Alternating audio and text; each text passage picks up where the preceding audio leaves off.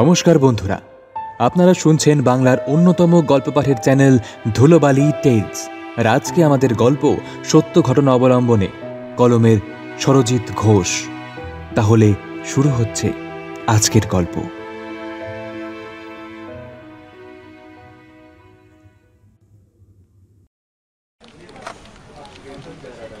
Madam, একটু দরকার ছিল আপনার সাথে।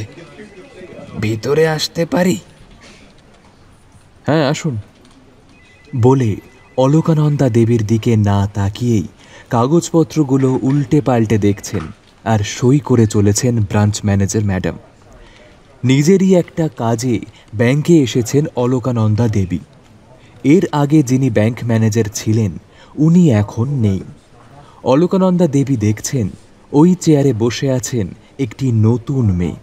বয়স আর কত হবে, 37 কিংবা 38। ম্যানেজার ম্যাডাম তখনও পর্যন্ত মুখের দিকে না তাকিয়েই অলকানন্দা দেবীকে বললেন, বসুন বসুন। বুঝতেই পারা যাচ্ছে ম্যানেজার ম্যাডাম ভীষণ ব্যস্ত।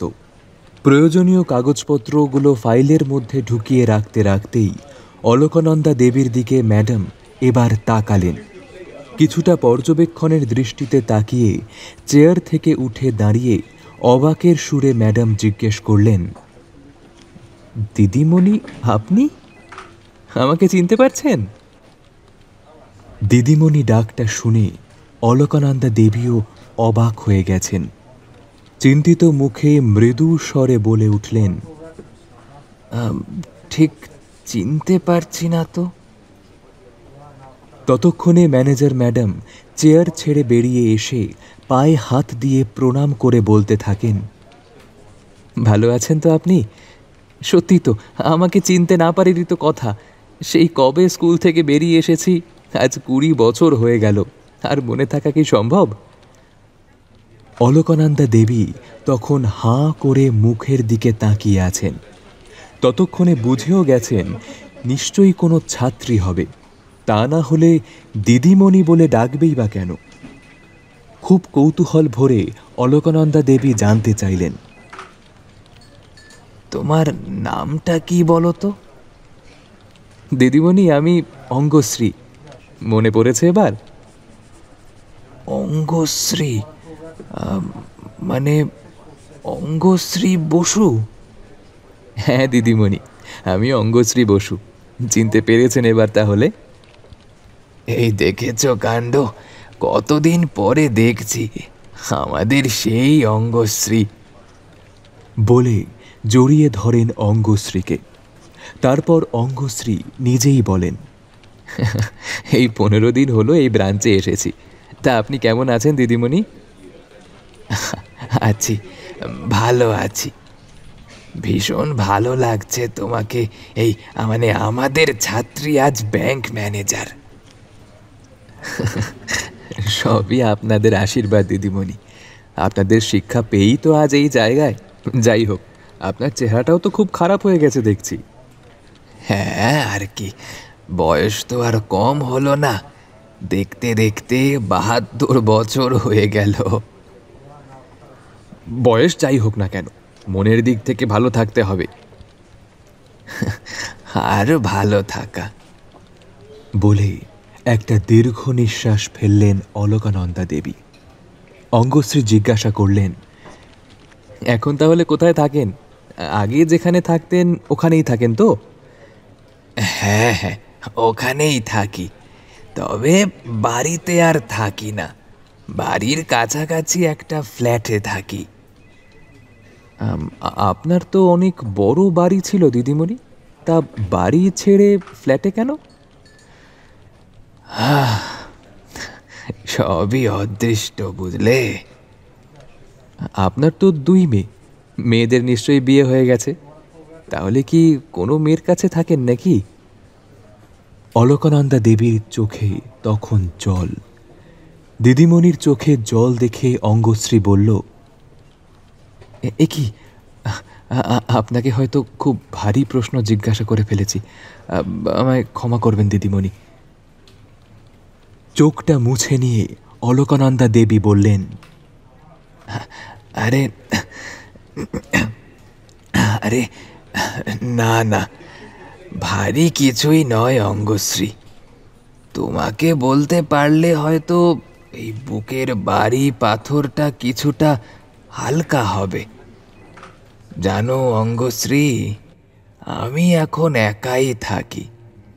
স্কুলে যখন পড়াতাম তখন কত মেয়ে আমাদের শিক্ষা নিয়ে জীবনে বড় হয়েছে, অথচ নিজের মেয়েদেরকে আর শেখাতে পারিনি। আজ মনে হয় সন্তান থেকেই বা কি লাভ হয়েছে।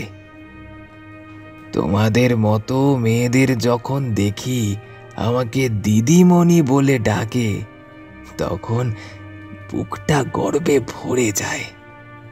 ছাত্রছাত্রীরাও তো আমাদের সন্তানের মতো। আমার দুই মেয়েই উচ্চ শিক্ষিত। মেয়েদেরকে মনের মতো করেই মানুষ করেছিলাম। আজ দুই মেয়েই চাকরি করে, কিন্তু আমার কোনো খোঁজ আর তারা রাখে না। আর রাখবেই বা কেন? মায়ের সঙ্গে সমস্ত দরকার যে মিটে গেছে। অতিরিক্ত লোভ মানুষকে বড় অমানুষ করে তোলে। আজ নিজের সন্তানের কথা ভাবলে সত্যি কষ্ট হয়। আমি কি ওদের সেই শিক্ষা দিতে পারিনি? 10 কাঠা জায়গার উপর মেন রাস্তার ধারেই আমার অত বড় বাড়ি। যদি কোনোদিন আমার বাড়ির ওপাশে যাও, তবে দেখে আসতে পারো কত বড় অট্টালিকা আমার। আমার বাড়িটাই ছিল আমার কাছে মন্দির। সেই মন্দির ছেড়ে বাড়ির কাছেই একটা 1 কামরার ফ্ল্যাটে জীবন কাটাচ্ছি আজ। এর থেকে কি আর কষ্টের হতে পারে বলো তো? এমন কথা শুনে অঙ্গশ্রীর মনটা খারাপ হয়ে যায়। দিদিমণি যেন অঙ্গশ্রীকে পেয়ে আবেগের খাতা খুলে বসেছেন। অঙ্গশ্রী জিজ্ঞাসা করে বসে, কেন দিদিমণি, কি এমন হলো? সে একটা গল্প অঙ্গশ্রী। আমার হাজবেন্ড মারা গেলেন আমার রিটায়ার করার পর। ততদিনে আমার দুই মেয়েরই বিয়ে হয়ে গেছে। ভালো চাকরি করতেন আমার হাজবেন্ড। এদিকে দুই মেয়েই চাকরি করে এবং বেশ অবস্থাপন্ন ঘরে বিয়েও হয়েছে। হাজব্যান্ড মারা যাবার পর থেকে আমিও ভীষণ একা হয়ে গেলাম। মেয়েদেরকে বলতাম, মাঝে মাঝে তোদের কাছে নিয়ে চল, তাদের কাছে থাকতে খুব মন চায়। কিন্তু দুই মেয়েই কোনো দিনও চায়নি তাদের কাছে নিয়ে যেতে। বাড়িতে যদিও কাজের লোকজন ছিল, তবুও নিজের সন্তানকে কাছ থেকে দেখার মতো সুখ আর কি আছে বলো তো?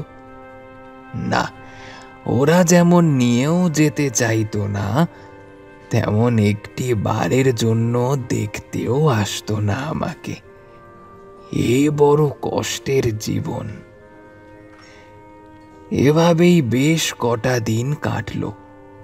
তারপর একদিন হঠাৎ করে দুই মেয়েই হাজির বাড়িতে। আমাকে বলল, মা, তোমাকে আর এ বাড়িতে থাকতে হবে না এত কষ্ট করে। এখান থেকে চলো তো, আমাদের দুজনের বাড়িতে থাকবে কিছুদিন কিছুদিন করে।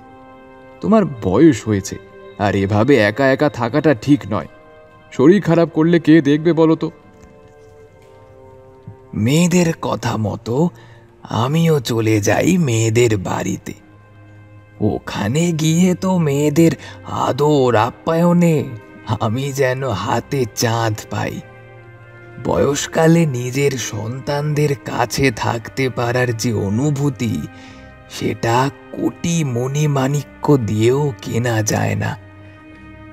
তারপর একদিন আমার বড় মেয়ে অমৃতা আমাকে বলল, মা, তুমি যখন আমাদের বাড়িতে চলেই এসেছো, তো তোমাকে আর ওখানে যেতে হবে না। আর ওর পিতাও তাই বলছিল, এই শেষ বয়সটা তুমি আমাদের কাছেই কাটিয়ে দাও।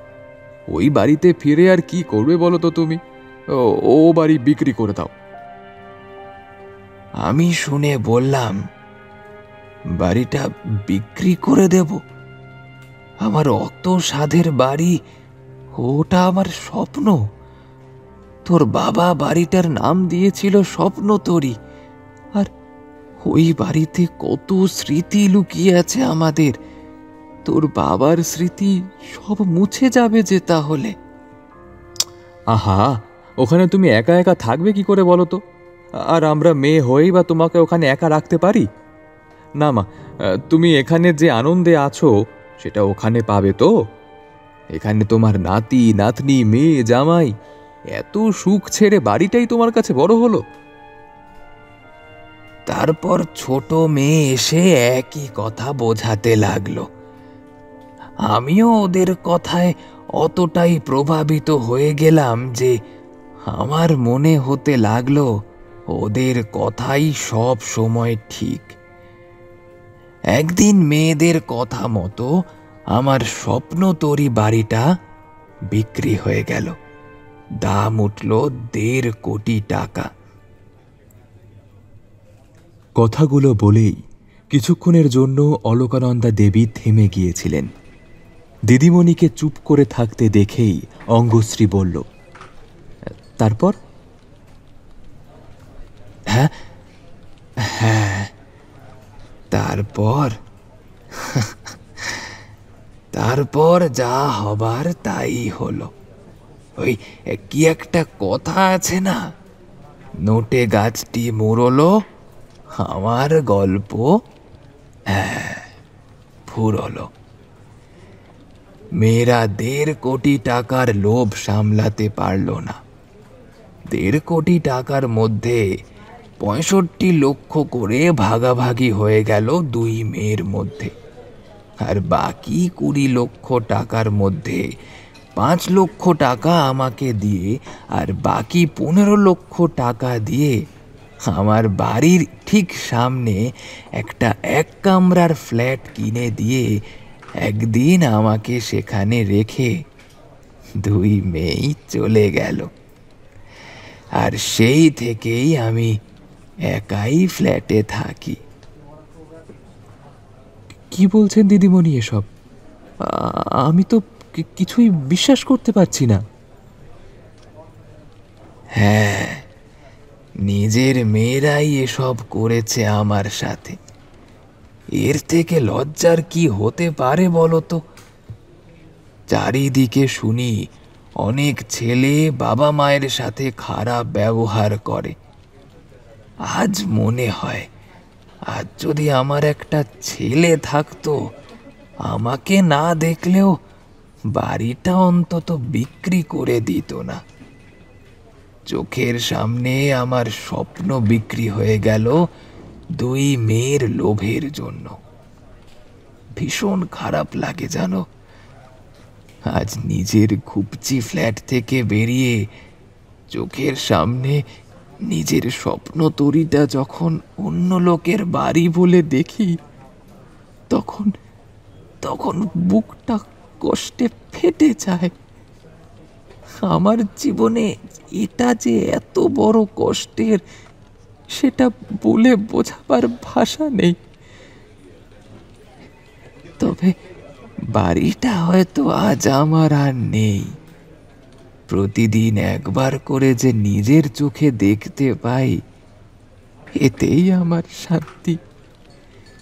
তুমি হয়তো বলবে, বড় প্রপার্টি মেয়েদের হাতে ছেড়ে দিলেন কেন? নিজের মেয়ে তো, নিজের মেয়েদের বিশ্বাস না করলে কাকে বিশ্বাস করব বলো তো অঙ্গশ্রী? দিদিমণি, এটা আমি কিছুতেই বিশ্বাস করতে পারছি না যে আপনার মেয়েরা এটা করলো আপনার সাথে। আপনার মতো এত ভালো মানুষ, স্কুলে প্রত্যেকটা মেয়ের কাছে আপনি ছিলেন প্রিয় দিদিমণি, আর আপনার সাথে এটা হলো। ছি ছি ছি ছি ছি, আপনি ভালো থাকবেন এই প্রার্থনা করি দিদিমণি। যাক, আপনার দরকারটা বলুন। দিদিমণির দরকারি কাজটা করে দিয়ে অঙ্গশ্রী দিদিমণি অলকানন্দা দেবীকে বললেন, দরকার পড়লে আমাকে ফোন করবেন দিদিমণি। এই নিন, আমার নম্বরটা রাখুন। নম্বরটা নিয়ে চেয়ার ছেড়ে উঠে দাঁড়ান অলকানন্দা দেবী। তারপর বলেন, সবই ভাগ্য। তবে ওই রকম মেয়েদের সাথে আমিও আর যোগাযোগ রাখিনি। আমার টাকা পয়সা, এমনকি আমার ফ্ল্যাটটা পর্যন্ত, যাবতীয় সম্পত্তি আমার যা যা কিছু আছে, আমি সব গরিব অসহায় মানুষদের জন্য দান করে দেব।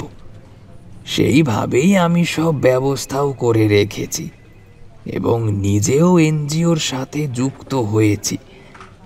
অন্তত মৃত্যুর পরেও কিছুটা হলে হৃদয় জুড়োতে পারবো। চলি মা।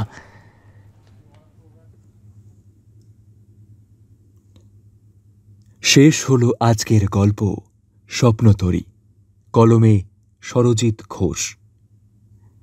কেমন লাগলো আজকের এই গল্প অবশ্যই কমেন্ট করে জানাবেন। তাহলে দেখা হচ্ছে আবার পরের গল্পে, আরও একটা নতুন গল্প নিয়ে। Till then, stay tuned and keep watching Dhulobali tales.